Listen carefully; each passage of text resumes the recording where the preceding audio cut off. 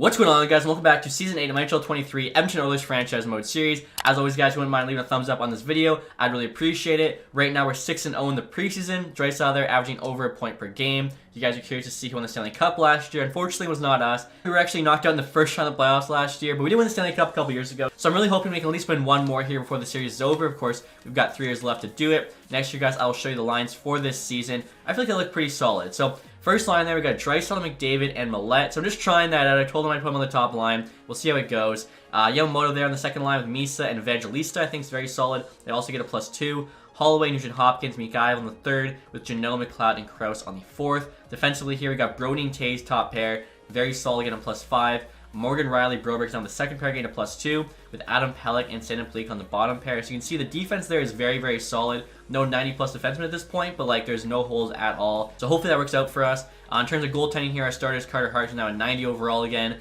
Backing him up, Luukkonen, got to be the best backup in the league, 87 overall. And he's only making $1.5 million. In terms of the special teams here, that first power play unit is still very deadly. We got Misa, Draisaitl, McDavid, Yamamoto, and Riley getting the +5. On the second unit there, even it's not too bad. Of course, McDavid double shifting. Four-man power play 1 also gets a +5.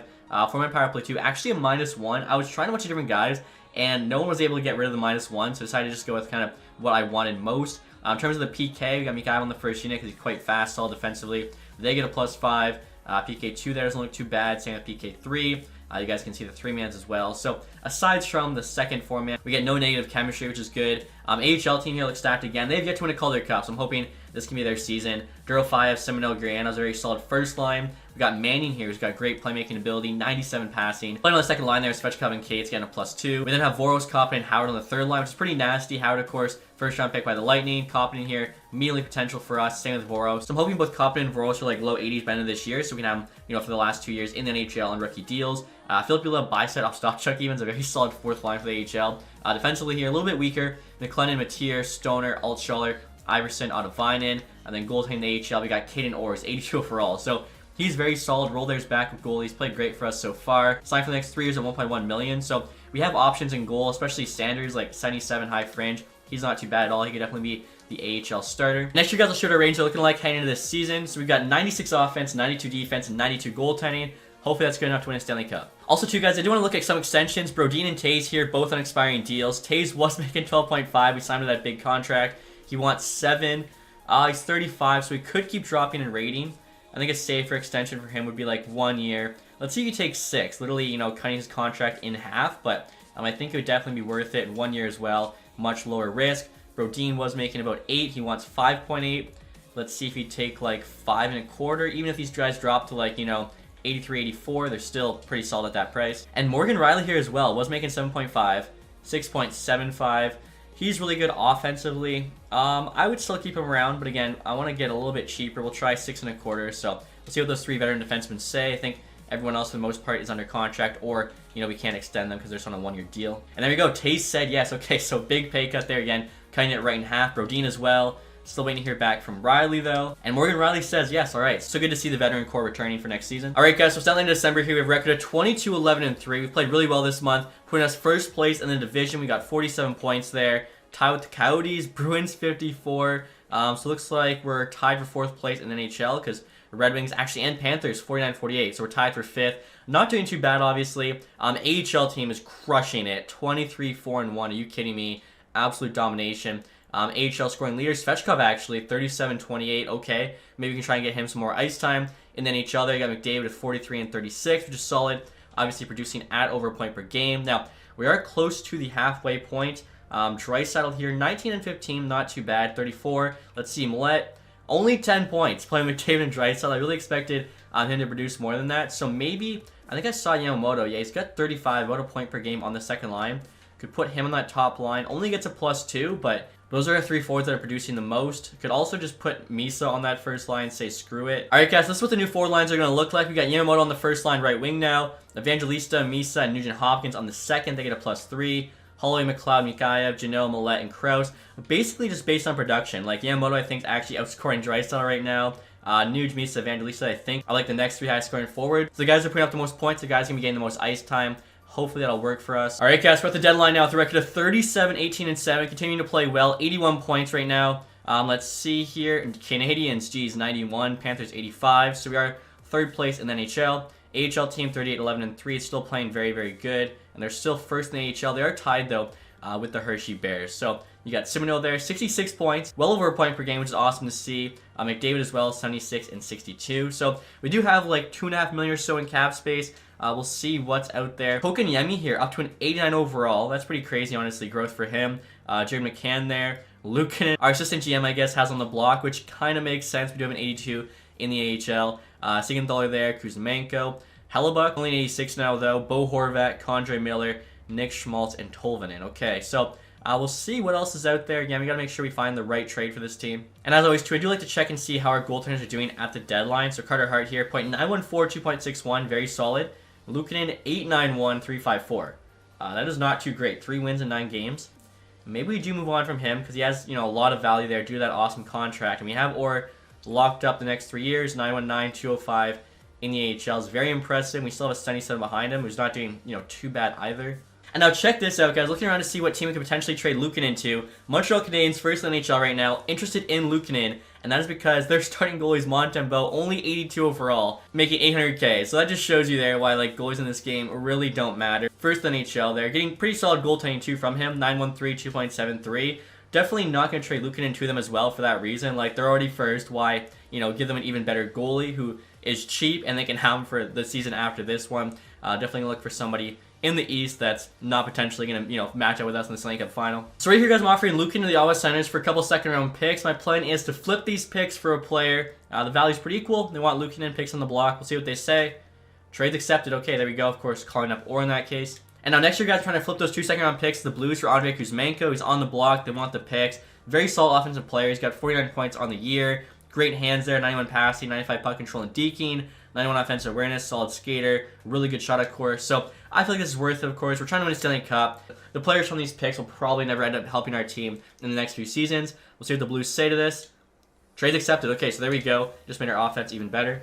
Also, too, guys, if you're wondering why I didn't just trade Luukkonen to the Blues for Kuzmenko, they already got Joel Hofer's 87 overall, so they didn't have interest in him, which is why we had to use the Senators to get those picks. Alright, guys, so trade deadline's now complete. We'll see what other moves got made. You got Kane Gooley there, Canucks, that's pretty big. Jet Wood to the Hurricanes. Hellison also the Hurricanes, so they're loading up on D. Our trade for Kuzmenko. Let's see here. Tolvanen to the Leafs. Of course, we traded Luukkonen there to the Sens. Bryson to the Stars. Will Cooley to the Ducks. Howell to the Ducks as well. Cam Fowler to the Devils. Gabe Velarde there to the Leafs. A lot of Spitfires being traded here. You got Scheifele going to the Flyers. That's actually a big-time move. Schmaltz the Avalanche. John Marino the Wild. Ty Smith there to the Predators. Ryan Johnson to the Preds. So a lot of, decent moves, but I would say really no big-time moves. Sam Bennett. 1 year left, $6.3 million. What's his rating? 81 overall. So that's why he's going on waivers. Yeah, sometimes AI GMs do not make the best signings, which is evident here. And so after those 2 trades, guys, here's an update look at the team. We're going real top heavy now. Draisaitl, McDavid, and Misa on the first line, getting a +5. We've got Evangelista, Yamamoto, Kuzmenko on the second. Yamamoto can play center. Unfortunately, faceoffs aren't the greatest at 65, but hopefully just for, the next couple months in the playoffs, it'll be all right. Plus, they get the +3. Third line looks very solid. Holloway, Nuge, and Migaya. Fourth line there's now Janot, McLeod, and Krause. Defensively here, guys, no changes, although Taze is down to 84, which sucks to see. Pellick as well down to 84. Luckily, they still have very good D-awareness, and they have a lot of X factors. So at least on the defensive side of things, they should be all right. Or there's backing up Hart. Power play-wise, no change, but Kuzmenko there is on power play 2. I think he's on 4-man power play 2 as well, yeah. So hopefully he can play well for us there. And obviously in the AHL, no changes aside from the new starting goalie being Sanders. And then I think this is just some AHL goalie the game gives you when you don't have enough goalies as our backup. And the regular season now over, guys. We have a record of 54, 21, and 7. Good for 115 points on the year, which I think, no, the Canadians 118. So 3 points aside there, other President's Trophy. AHL, though, 46, 18, and 6. They got 98 points. A few points there behind the Bears, but still, obviously, a very, very good season. We'll see AHL scoring leader here. Simoneau, 81 and 70. Love seeing that. McDavid, 113. So good chance to take home the President's Trophy. Again, the fact, the Montreal Canadiens there beat us out by 3 points with an 82 overall goalie. I cannot believe that, and that's why we did not trade them Luukkonen. So we'll see everyone else did here behind McDavid. Draisaitl, 89, not too bad. I would like to see him, getting closer to 100 again. Misa, 79 is also very solid, almost a point per game. Kuzmenko, 74. He kind of tore it up there. Let's see with us. Oh my gosh, yeah, 25 and 19. So Him, Evangelista, Yamamoto were a very solid second line. Speaking of Yamamoto there, 73. Evangelista, 71. So, like, when your second line all puts up 70-plus points, it's a great spot to be. Like, 6 players on the team, 70-plus. Plus, the second line actually had a better plus-minus. Nuge there was a -4, but 60 points. Down to an 80 overall. Still producing quite a bit. 37, though, with AHL potential. There's a good chance he retires after this playoff run. Morgan Riley, 58. It's not too bad at all for a D-man. Taves 39 is also, you know, pretty solid there. Look at the rest of the team. I feel like everyone, you know, contributed a good amount. In terms of the goaltending, Carter Hart here at 9.14 and a 2.58. It's pretty solid. Orr's numbers there aren't quite as good as the NHL as you'd expect, but still, not too bad in the 4 games he played. AHL-wise, so behind Semeno, Svechkov, 67, which is cool. Gurianov, Manning, 62, 20 years old. 75 low elite. Could definitely see him growing a bit this summer. Durofayev there. You got Cates, Bystedt. Koppinen at 30. He's one of the medium elite guys. Where's the other one? Vork's there, only 18, but he is a grinder. Now 81, so yeah, he's definitely going to get called up next year to be like 4th line left wing. Speaking of, Koppinen could be, you know, Nuge's replacement. He's a 78. He'll have to grow in the summer. And then goalie Sanders there, below 900. So we might need a new AHL starting goalie. In terms of the entire league here, McDavid, 113, does win another Art Ross. The dude is an absolute cheat code. You then have Cole Caulfield and Cole Eisman behind him. I mean, I love seeing 2 Coles in the top 3 of scoring. Kaprizov, Matthews, Kucherov, Keller, Nylander, Robertson. I mean, how old is Kucherov at this point? 36 and still putting up over 100 points.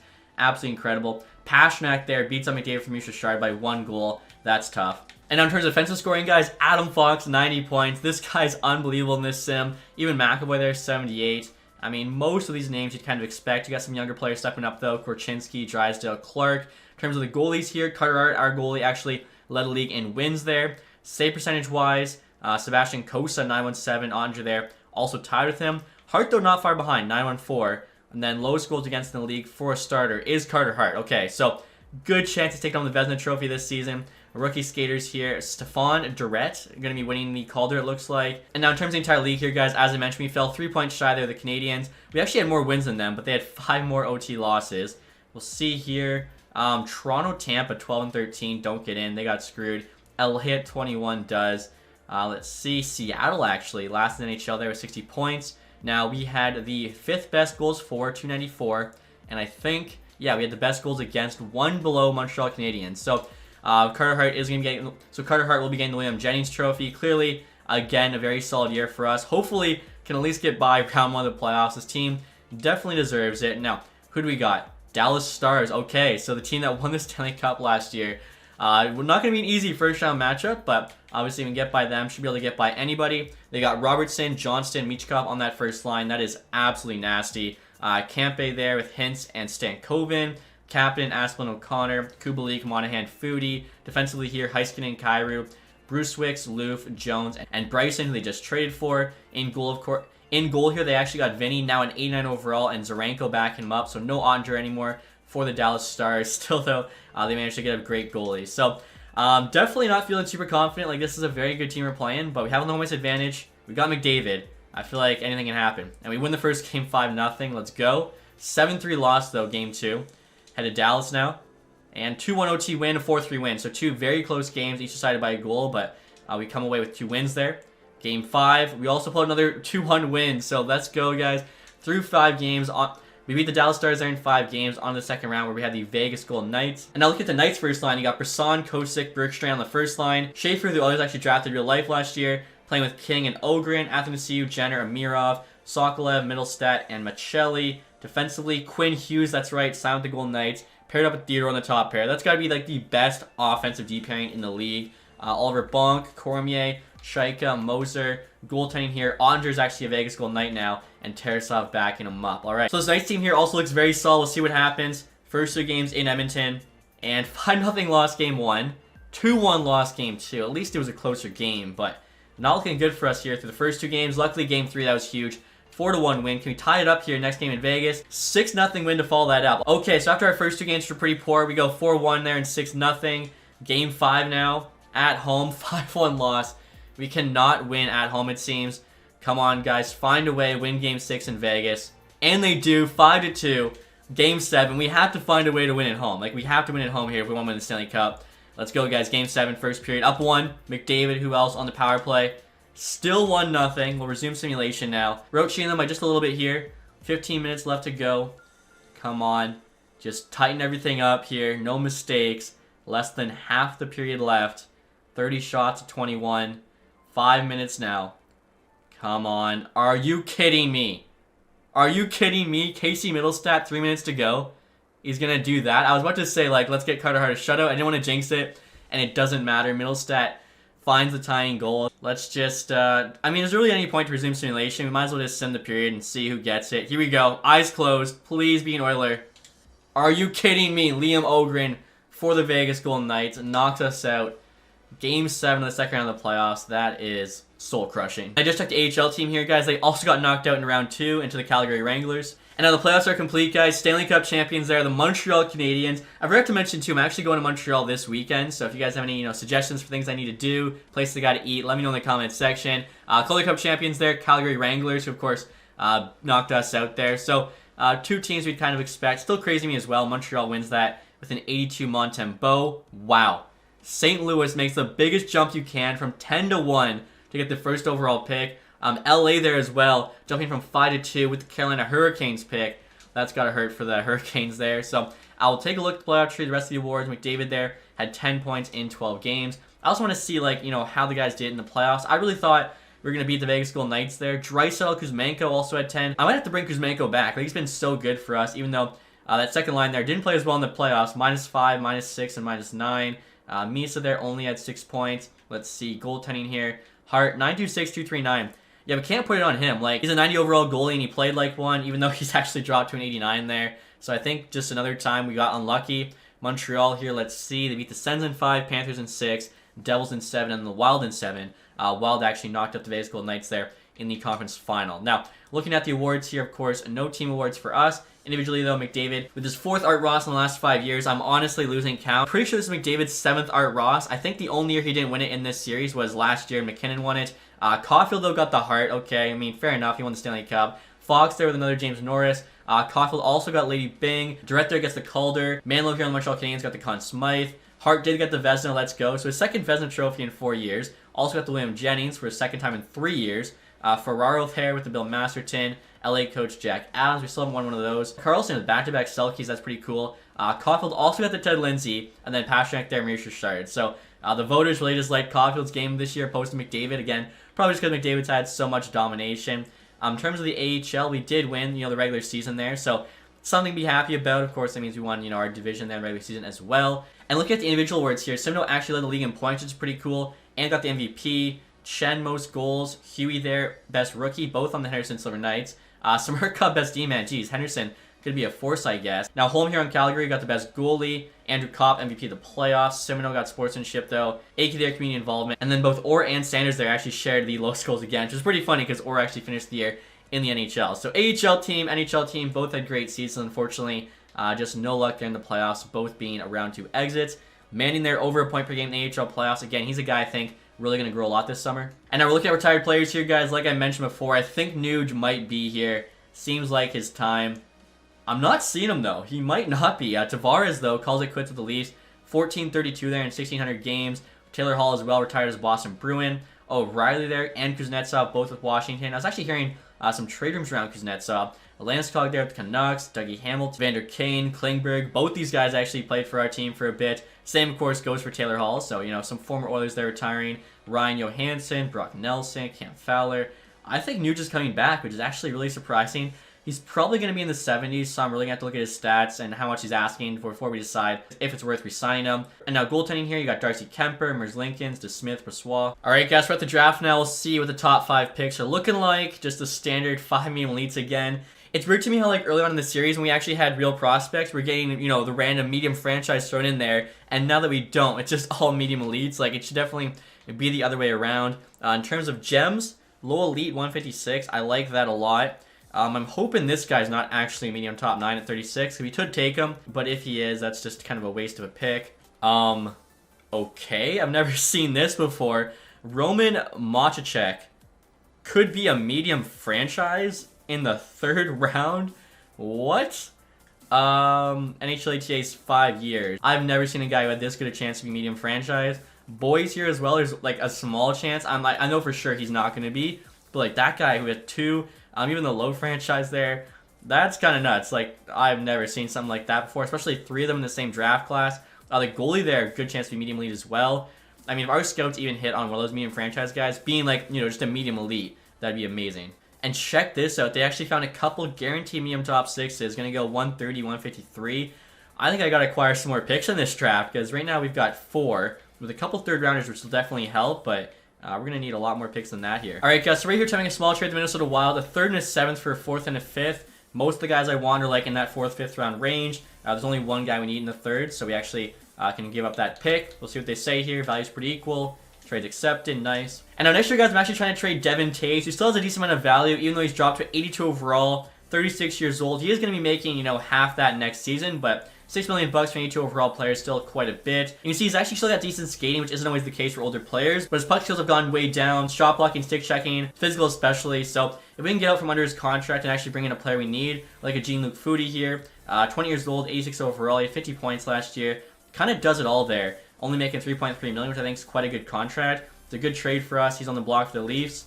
Trade's rejected. Okay, so I feel like we're probably close. Another reason, too, I should mention why we're doing this trade is Nugent Hopkins has actually fallen off even more. Now he's 78 at 37 years old, which obviously sucks to see. So I don't want to trade away any picks this year. Next year we have like almost no picks. Maybe I'll throw in like Barry here. Only a 63 at 22 is really not the best. And there we go. Trade accepted. So I think that was a good move for us. Obviously, definitely have to add a D-man now. And now next year, guys, trying to trade the Boston Bruins. Omar and Martin's both low top 9 potential, which isn't the best. And Mateer, who's now 27, so done growing. For a couple 5ths. The value's pretty equal. We'll see what they say. Trades rejected. I thought that might be the case. Honestly, I would do this trade for just one of the 5ths because like we're not going to use this stuff anyways. There we go. And now next year I'm trying to trade Lawson Crouse to the Devils for 3 4th round picks. They want Crouse. You guys can see, of course, solid 4th liner for us. Truculence and Wheels. But I think if Nuge's on the 4th line now, we still have McLeod. We probably don't need him anymore. As I mentioned too, like actually decent amount of value there, which is why we get 3 4ths for him. Probably could get like a 2nd instead, but obviously just with the players we're looking at, this actually makes more sense. We'll see what the Devils say.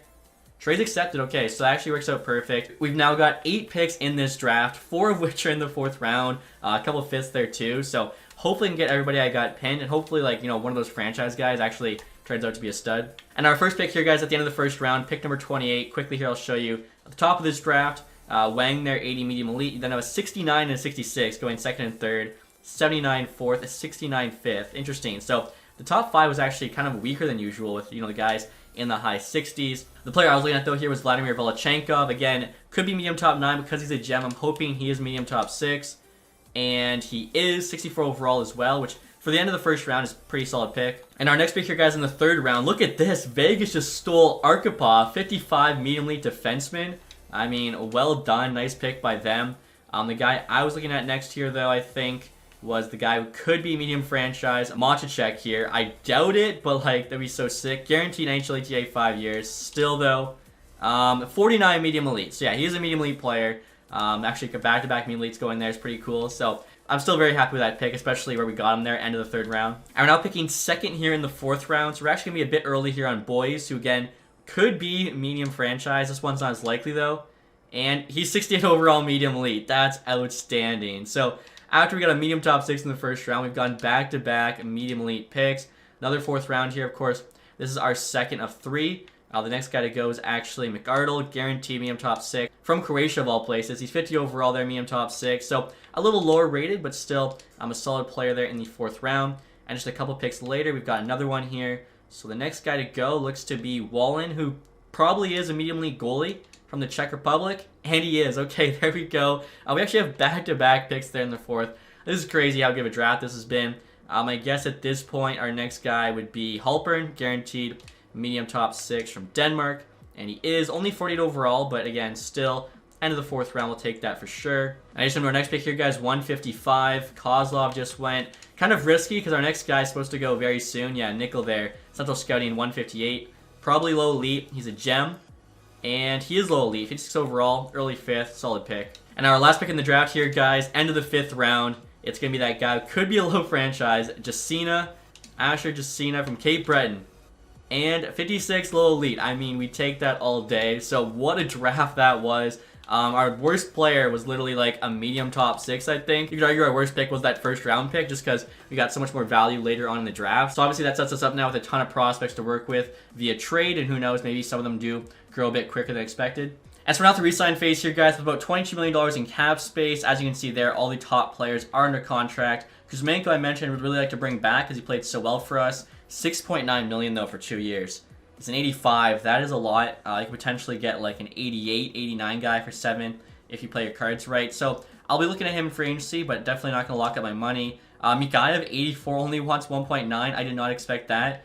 Definitely going to make him an offer, 1.75. This would be a very good third liner. And now McLeod here I'd like to bring back for the fourth line. He wants 2.5 though. He is a good PKer, so we might have to kind of bite the bullet there. In terms of goaltending, we have our goalies under contract.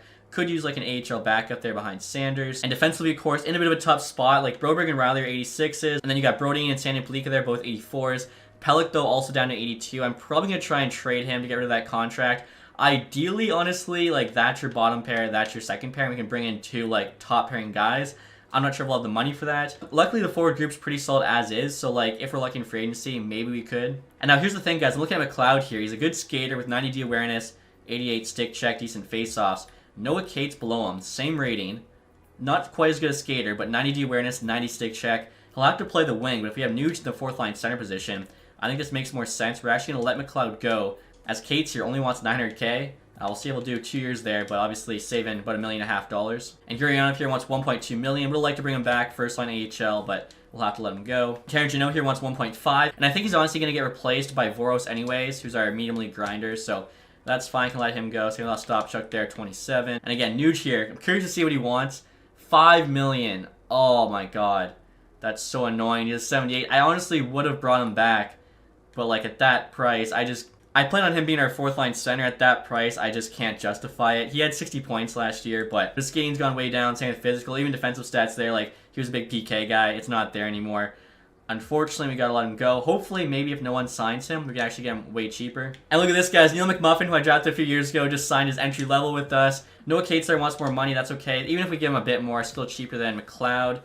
Shields there, just a prospect. Mikhailov, again, I can't believe how cheap we got him for.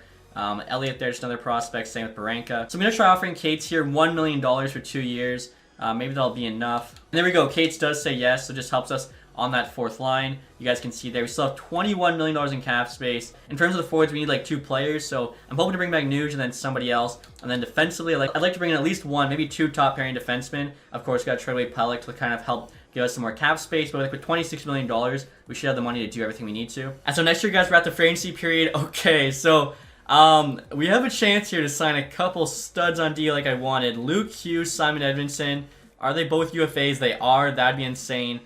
26, 27 respectively, 90 overall. Would cost us $27 million. If we trade away Pellick, we could actually potentially get this done, which is kind of nuts to think about. Boldy there wants $16 million. Lilja, Eiserman, McGillney. Let's see. Jake Sanderson actually probably makes a lot more sense if we go after him and then one of the other 2, because otherwise it's going to be pushing it really tight there with like the cap. It looks to be just mostly forwards aside from those 3 guys. And of course, just going to go through here. See if there's any like absolute steals. Nick Robertson, 85 for $2.7 million. Like, that's really good. Shot could be, more accurate. Passing's also only 80. He's got 90D awareness, 88 shot block, 92 stick check, 90 speed as well. So even though he's a sniper, he's actually really good defensively. He might not be bad to add to the third line if we have that cap space. And so next year, guys, trying to trade Adam Pellick to the Buffalo Sabres for a 2nd and 4th round pick. They say yes. Okay, so obviously still have some X factors, but we need that cap space to go after one of, Hughes or Edmondson along with Sanderson. As you can see now, we have $26 million in cap space. After that, we're just going to try and sign the best forward we can. Much more concerned with the defense first. So Hughes wants an extra $1 million because he's a year younger, I assume. Take a look here. He had 56 points last season. Good skater, 94 D awareness. We're not really sure about his fit. Edmondson here had 40 points last season, 95 D awareness. Obviously big, 6'6" there. Should fit top 4 defensive pairings, PK1. Maybe I go after Edmondson, as obviously we had Luke Hughes on the Vancouver team. Not sure if I've ever had Edmondson aside from, of course, like a Red Wings franchise. Plus, it's $1 million cheaper. So, this is a lot of money, but again, we're so deep in the series that like the cap's gone up a lot. No team's interested right now, but obviously that could definitely change. $14 million seems like so much, especially when we're paying McDavid less, but Again, at this point, it's kind of what a number one defenseman is going to ask for. The cap you guys can see in the bottom there is $108 million. Sanderson here, I think, could be nice playing with him. He had 35 points, 5-star defense as well, good skater, good hands. Wants 9.7. We'll offer him a few teams interested. Let's try 10-5. Could do less years if it gets cheaper, but like if he wants 3 and there's other teams offering him that, we'll have to do so. So 25 million leaves us with about, you know, 2 million or so in cap space because he's taking over for another player. At which point, like I said, just going to try and bring in the best forward we can. I'm pretty confident, like, we have some pretty good AHL forwards that they'll be able to find somebody. Alright, guys, so here we go. Jake Sanderson said yes to the offer. So did Edmonton. So we just brought in 2 top-pairing defensemen. I really think that could kind of change the outlook of this team. Of course, those 2 guys playing in front of Carter Hart. Now, we do have to take a look and see how much money that left us with. Okay, so we still have 3.6 million, because I guess, yeah, they both took over for a player that would have been making like $1 million. Again, we need 1 more forward. I want a Nuge. Let's just see, you know, how much he's still asking for at this point. I mean, look at that guy. He's still asking for $5.5 million to 78. Everyone above him is asking for a league min. He did produce for us, but like, it just doesn't make sense. I would like a center actually, as I think Yamamoto makes more sense on the wing with only, you know, 65 faceoffs or whatever he's got. So Sillinger potentially could get. Middlestat we definitely could. Sillinger there had 86 faceoffs, so that's good to see. 2-way forward. Could potentially play PK for us. Looks to be like basically what we're looking for. We just have to hope that he actually accepts a little bit less. Although actually Nick Robertson, who I was looking at, is a center as well. He only has 66 faceoffs though, so kind of the same issue as Yamamoto. And Kuzmenko, who I was thinking about maybe bringing back, he wants 7.2 million, which is not going to work. So I will try getting Sillinger here. I'll make him the max offer we can. 1 year, 3.6. Hope for the best. And unfortunately, as you guys can see, signed the Flyers. So like one thing we could do maybe is wait till, you know, September and Nuge might come way down in price. Thing is, I don't know if he's going to come down that much when he wants 5.5. Nick Robertson is still here. He was the guy I was looking at. Maybe honestly we put Foodie second line center, and then Robertson here could play third line center.